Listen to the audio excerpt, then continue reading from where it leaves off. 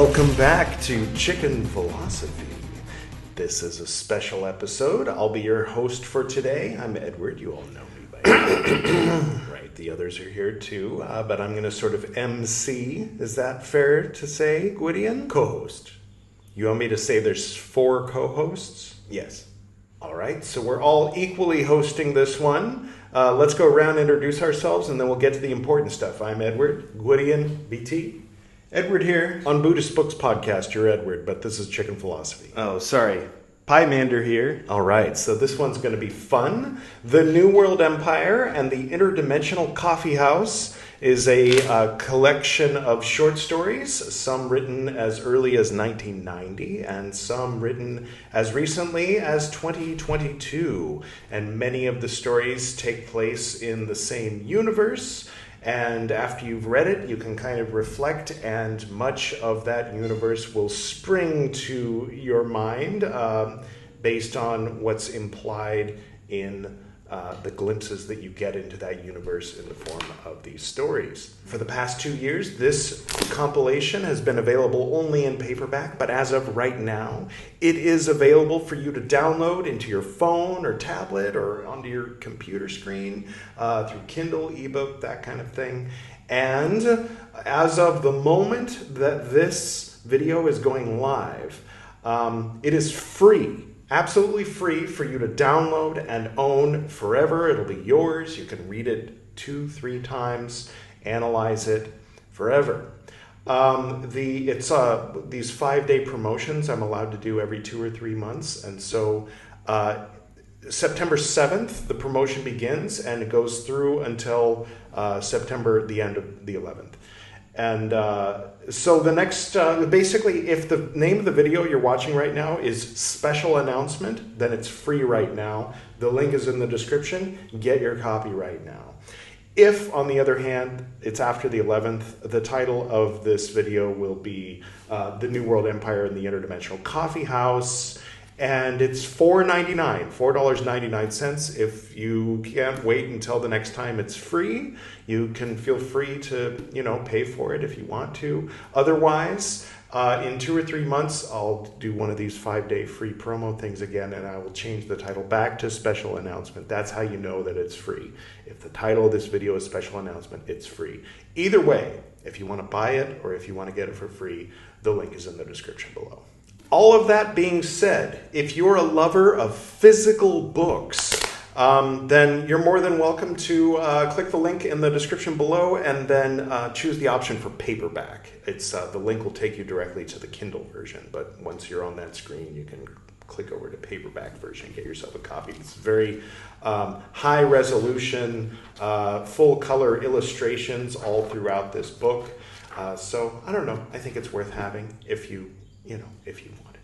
So now that all that's out of the way, what I wanted to do was go around and have each of the 4 of us read his favorite story from this book, and then we can talk a bit about it. Pymander, would you like to go first? Sure. My favorite story would have to be the one called A Monk Named Joe. I find it very inspiring. Actually, we changed the title in the editing process. Now it's just called Monk. Really? That's a shame. I really like the original title. The story is still the same, right? Yeah, only the title has changed. Okay, so this is from the first section entitled The Small Gray Mouse. It's the 11th story, and it's on page 41. Monk. Joe was sitting in lotus position on his zafu, gazing at the wall. He had been for some time. One day, while meditating, he found himself in total darkness. Then he experienced it instead as an open expanse, and the darkness was gone. The whole thing turned to light. He used his mind to intently investigate that light, and the light pervaded his body. His mind became clear, unveiled, bright, and penetrating. An internal light shone forth and turned everything into gold. All the various species of beings were transformed. He saw Vairocana Buddha seated upon a platform of celestial light, surrounded by 1,000 Buddhas who simultaneously appeared upon lotus blossoms in 100 million lands. He reached a state where he could see the earth, the mountains and the rivers and the 10 directions turn into Buddha lands, replete with the 7 precious things. Their light was shining everywhere. He saw Buddhas as many as the sands of the Ganges, filling all of space. He saw pavilions and palaces, resplendent and beautiful. He saw the hells below and the celestial palaces above without obstruction. It was beyond word, thought, and description. He journeyed on the plane of the view free from extremes, while regarding appearance and existence as Dharmakaya, on the plane of the meditation of empty bliss, beyond meditation and post-meditation. Suddenly, it occurred to him that he had to use the toilet rather urgently. He put on his slippers, picked up his towel, and stood. He waited a few moments while the tingling in his legs subsided. He walked past the other seated monks and found his way. He arrived at the toilet, but another monk was using it. He hung his towel over the clothes pole, careful to remember the character written on the moon-shaped circles on the small sheet of white paper nearest to the pole he hung it on. Another monk arrived and was also waiting. They faced one another and bowed with hands folded in front of their chests and stood in line in silence. Joe took off his jacket and gown and hung them next to the towel. He took off his temple slippers and put on the straw bathroom slippers and continued to wait. When the time came, he entered the toilet, closing the curtain behind him. He poured a little water from the bucket into the bowl of the toilet. He stood, facing the toilet bowl, and clicked the fingers of his right hand 3 times, with his left hand against his hip, making a fist, as per their custom. He put the hem of his skirt and the edges of his clothes in order, faced the entrance, positioned his feet on either side of the rim of the bowl, squatted down, and defecated.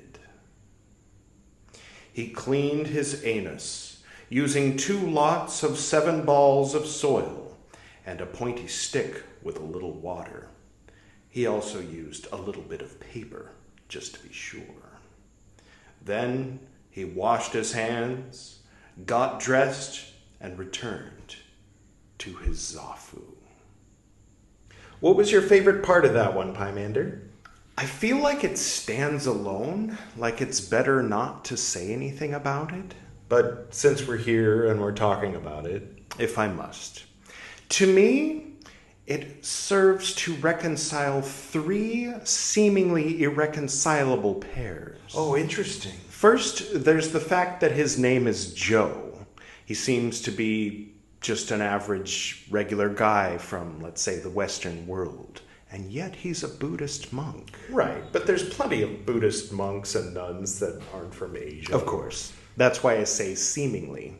I remember when I was in Japan, I told a 14-year-old Japanese boy there that I was a yoga teacher, and he burst out laughing without any hesitation or shame, because in Japan, if you're a yoga teacher, that means you're a woman. Oh, weird. Yeah, it's not quite that extreme in the US, though it kind of leans that direction. Right. And in India, most yoga teachers are male. The point is, to the average person who's only ever seen Asian Buddhist monks, the idea of a guy named Joe being a Buddhist monk seems absurd, perhaps even funny. Right. See what I mean about how talking about it takes away from it? Sort of like explaining the punchline of a joke? I know, but still. So you said there were 3 seemingly irreconcilable pairs. What are the other 2 pairs?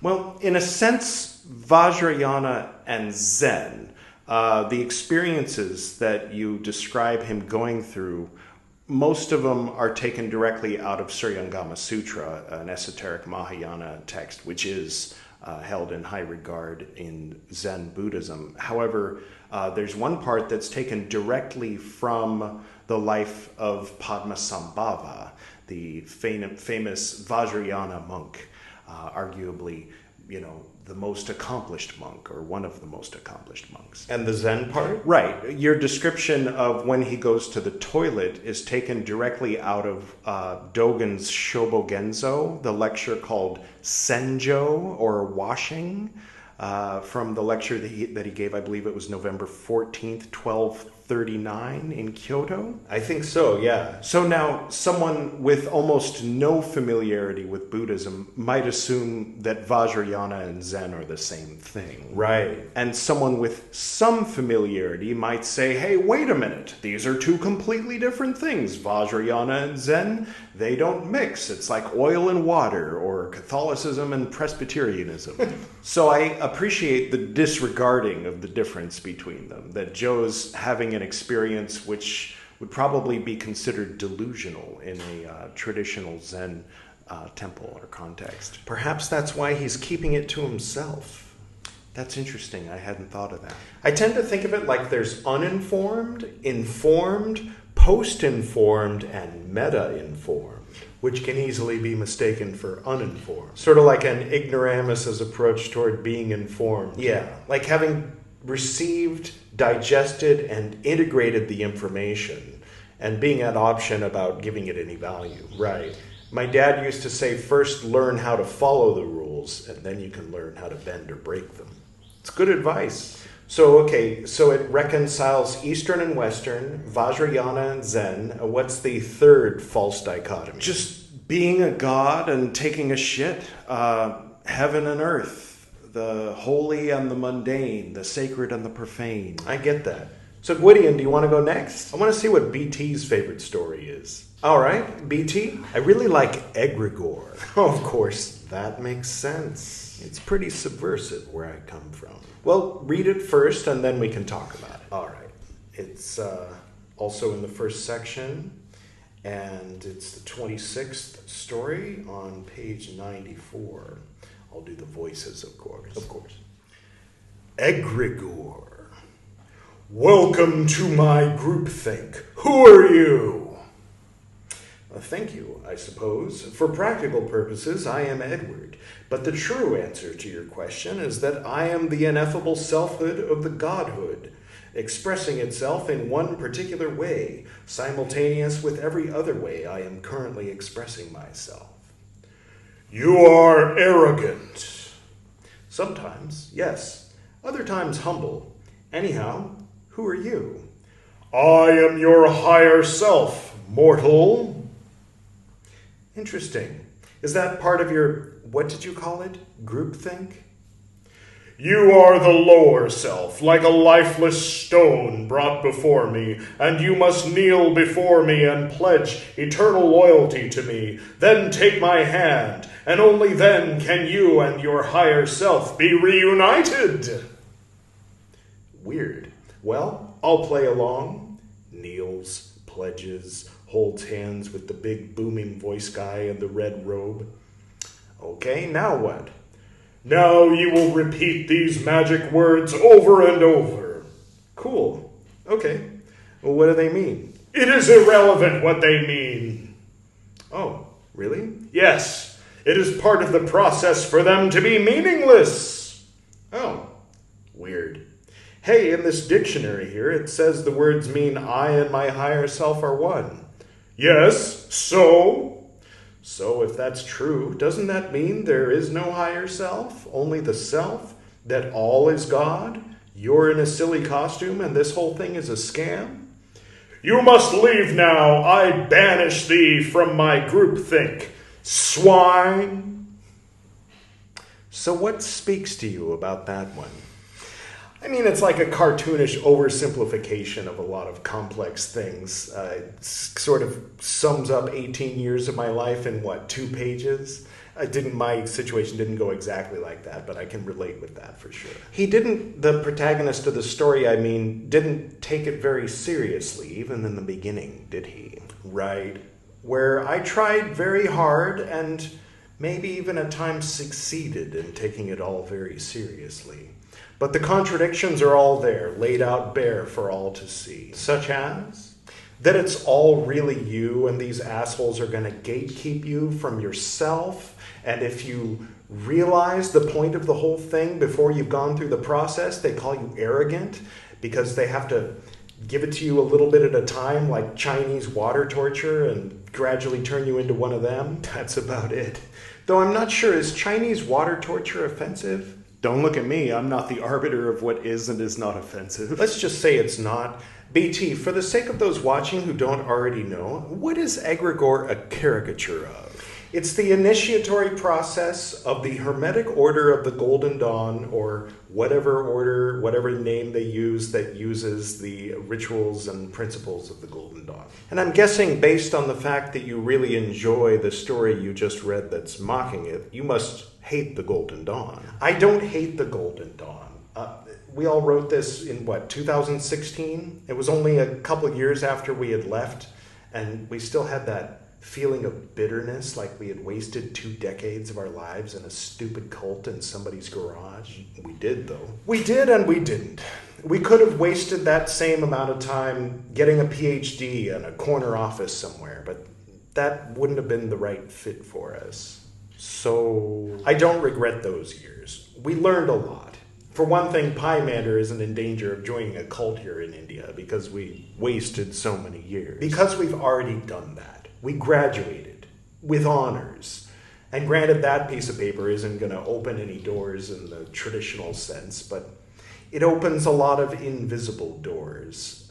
Who we are, the fact that we're in India, the way we see things. I'm not saying we owe it all to the Golden Dawn, but it's the path that we took that led us to where we are. I feel like there's more we can say about all that, and surely we have and will. In 130 episodes of the Esoteric Nerd podcast, yes, we cover quite a bit on that subject. Right, so if anyone wants to hear more about that subject, just click through and subscribe to the Esoteric Nerd podcast and listen to all 130-something episodes. Yes, that's right. Okay, Gwydion, what's your favorite story from this book? I do like the one called Story. Didn't you recite that one on your channel back in February of 2007? I did. Story. Every intelligent being who has had the unfortunate experience of having nothing better to do than to watch sitcoms and mainstream Hollywood theatrical releases can relate with this ironic masterpiece. That's the one about Robert McKee, right? It is. You want to read that one for us? All right. As with the first two, this is in the first section of the book. How come all our favorite stories are in the first section? That's true. The second book was all the ones I forgot to put in the first one. Here we go. Story. I had the privilege of seeing Robert McKee speak about his new meta-modernist dark comedy satire entitled Story last night. Every intelligent being who has had the unfortunate experience of having nothing better to do than to watch sitcoms and mainstream Hollywood theatrical releases can relate with this ironic masterpiece.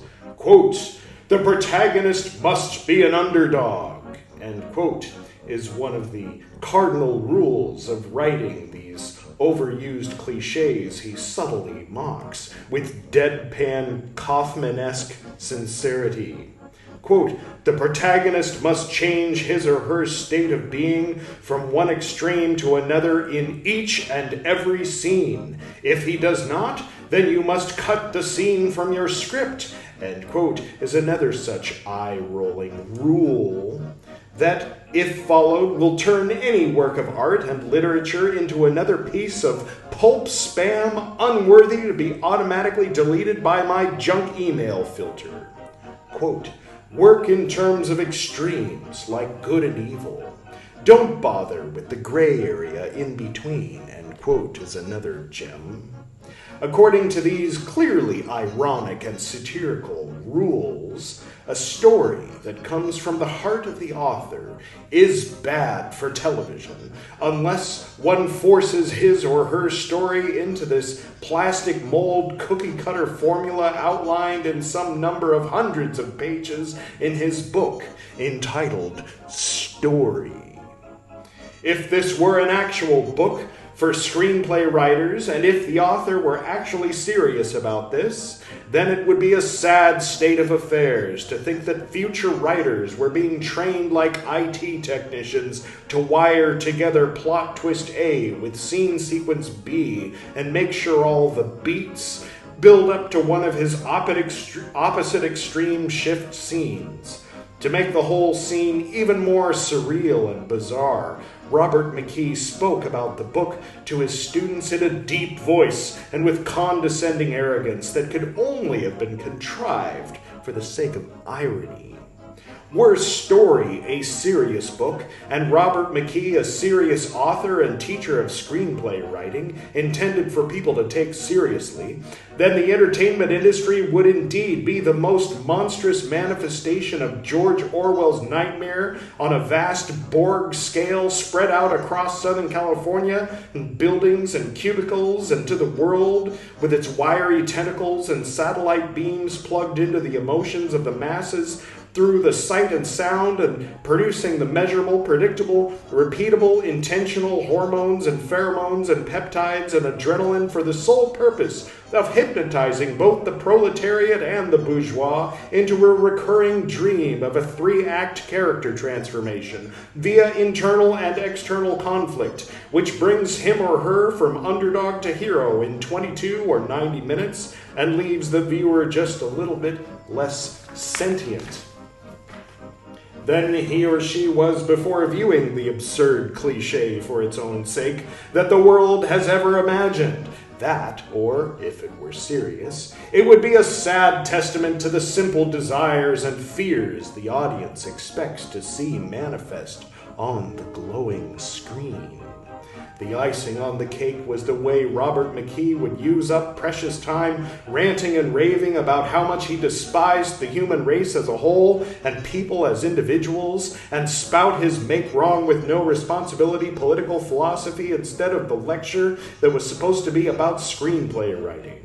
The way the audience nodded in agreement instead of protesting at receiving something other than what they signed up for showed this reviewer that everyone in the audience clearly understood the irony of the whole affair.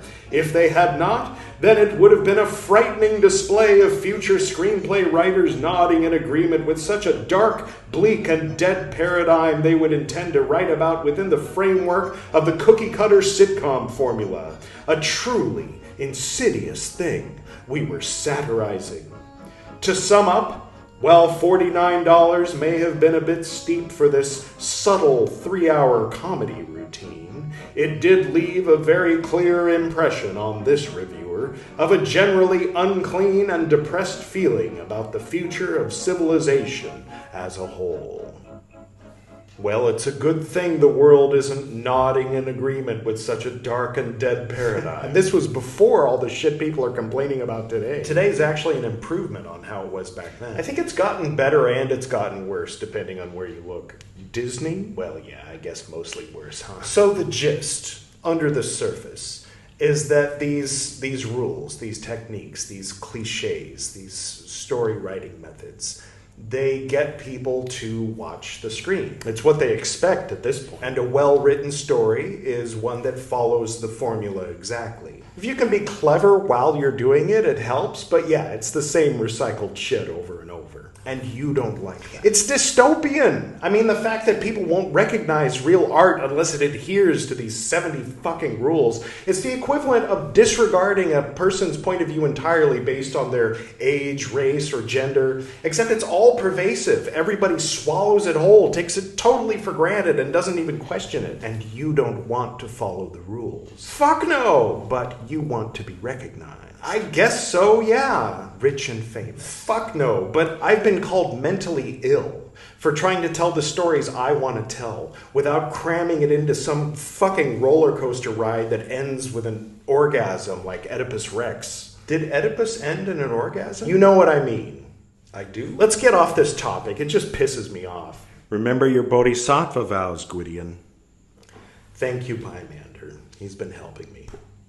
So, Edward, what's your favorite story from the book? So, back in 1990, Miss Pahandis gave us an assignment to write a short story about anything we wanted. I know where this is going. Oh, good. Nice. And I wrote a story called Ruler of the World and recited it at the 6th grade graduation ceremony. Oh, yeah. Later, I lost whatever printouts there were, or Word doc files. Word perfect it would have been back then. DOS-based. That's true.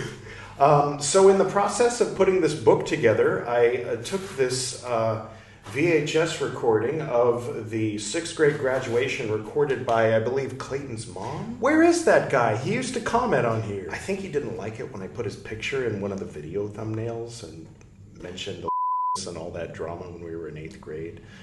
At least I assume that's what happened. I feel really bad about it. It's okay, Edward. You know you didn't mean anything by it. You're just a bull in a china shop sometimes. Thanks, Pymander. Wait, is bull in a china shop offensive? No. Okay, good. So you watched the old VHS tape and transcribed the story to include in the book? Yeah, that's what I did. Exactly. So that's what I'm going to read. Can I make a suggestion? What's that? Why don't we let 12-year-old Edward recite this one? Oh, that's a great idea. Cue it up. So this is me. It's us, really. Back then, there was only one of us. Right. Though there was Schlench.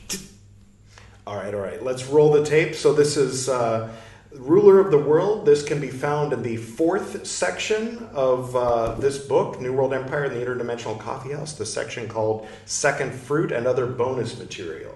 Hit it. It was the biggest storm ever. It was 1991 Los Angeles.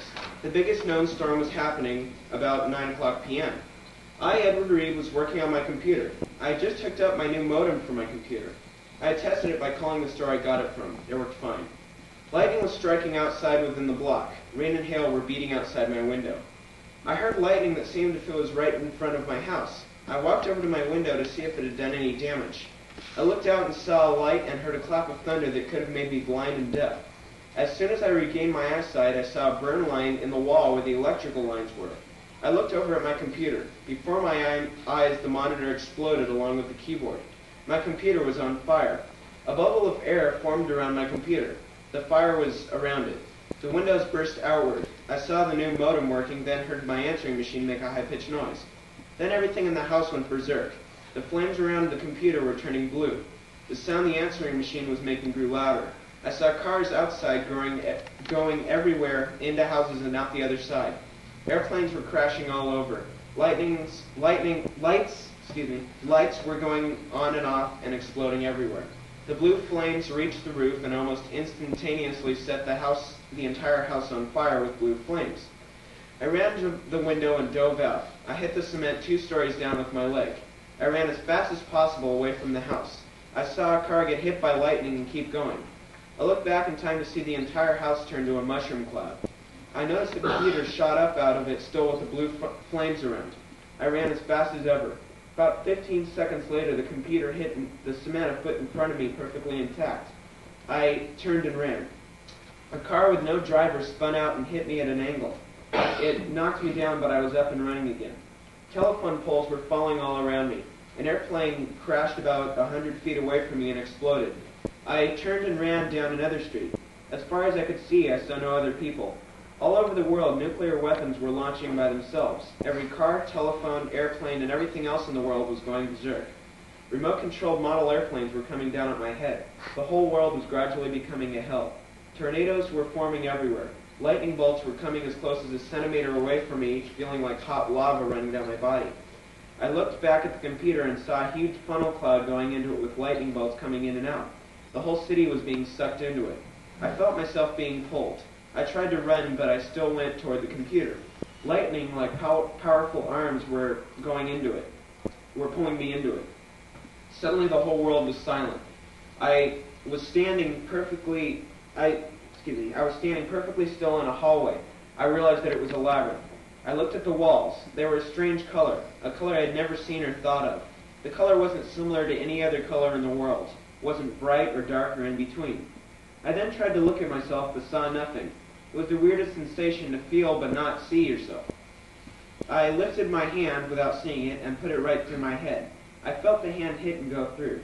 I tried to scream, but the only thing that happened was a large ball of electricity formed where my body should have been. When I stopped, it shot forward and turned like lightning. I started walking to try and find my way out. I started trying to get out of this strange labyrinth. An hour later, it seemed like, I realized I was only going around in circles. Everyone else was probably in the labyrinth with me who couldn't see me. The silence was strange. It was completely quiet, as if the moment I was born I was hearing a loud off-tune hum and grew up never noticing it because there was nothing to compare it to, and it was just taken away. You know the feeling when you're dreaming and you dream that you're falling? That's how I felt. I turned around and saw another never-ending field of grass and an inverted rainbow. I turned back around and saw the same, and then I looked back around over my shoulder and saw a labyrinth again, only different. This one was a color darker than black. I know it is hard to conceive, but it was hard for me to take in. I stood there with what wasn't left of me, thinking about everything that had ever happened to me in my life. The strange thing was, everything I thought of, immediately afterward, I forgot it. I would try to remember what I had just thought, and I couldn't. I thought about my entire life and forgot it at the same time. When I was done, I had no idea whatsoever about who I was, where I was, when it was, and what I was. I came to the conclusion that I was nothing, I was nowhere, and I was nobody. I came to the conclusion that I didn't exist. Then I thought maybe I was going to exist, or maybe I was done existing. Maybe this was where everything that was done existing went. I was conscious of being non-existent. Maybe this was a long dream, but from what? Did I exist? I was the only person to answer all of my questions. It must have been hell. Hell compared to what? Was there anything better? Maybe hell was worse. I wondered if I could move. I realized I could. It took a lot more out of me than what I was, but I had the sensation of moving. Suddenly I heard a sound. It was very faint, but it seemed like the loudest roar in the universe, whatever size that was. Then I realized that the universe was infinite, eternal, or maybe the universe was infinitely small, or maybe it didn't exist. But then what was the point of anything, including me, if there was no universe? Then again, maybe it was infinite. There was no size. What I didn't realize at the time was that I couldn't compare anything. There was no size, mass, length, width, thick, thin, shape, pleasure, pain, no emotions, no confusion, no time. Anyway, back to the sound. It was getting even louder. That's pretty loud. I looked back and saw an extremely fast-moving flash of electricity. It was coming closer, faster than ever, yet slower than ever. It finally reached me. Just when it hit me, it stopped exactly where I was. Then I started remembering my entire life. I also remembered more. I remembered an infinite life that never began and never will end. It all hit me at once. My entire life as ever breathed was a dream, and I was beginning to wake up. The computer was translated in my head from a gateway to a dream. The world, Earth, was all in my head. It was then that I realized that the mind is greater than the universe. I was the ruler of the world. Classic. I sensed a little bit of War Games influence and the old Dianetics commercial. Tron? That's true. Getting sucked into the computer is very Tron. So you might have noticed I read the last line. I spoke the last line. In the version that I read when I was 12 at the graduation, I had changed the ending. I did a sort of cop-out ending where I wake up and go to school and realize it was all a dream. But the original way that it was written was how you just heard it. It just ends right there with, I was the ruler of the world. Didn't you have the sides of your head shaved? Yes, I had cleverly put my hair over so you couldn't see, and then after the graduation ceremony at the after party, I put my hair back in a ponytail so I looked like a punker. Some of the parents were saying that my diploma should be revoked. Ridiculous. All right, so there's 79 stories in this book. You've just heard 4 of them, and if you would like to be the proud owner of this book, either in Kindle format or in paperback, then click the link in the description below. And give it a 5-star rating. give it an honest rating if you want to. There's no pressure.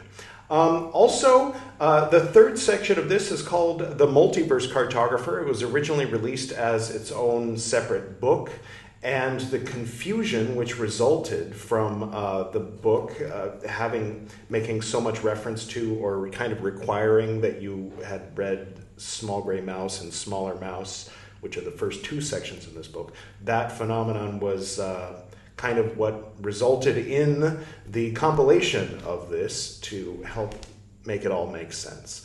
But before I did that, I started a series, and it's an 18-part series. I think it took me 2 years. I mean, yeah, I took breaks in the middle of it, but I kind of hold the reader's hand and walk them through the whole thing and explain all the symbolism and some of the background behind some of it, specifically focusing on the third section, Multiverse Cartographer, but the stories in the first and second section that relate to the New World Empire and Interdimensional Coffeehouse plotlines are also read aloud and explained in this playlist that you can watch right there if you want to.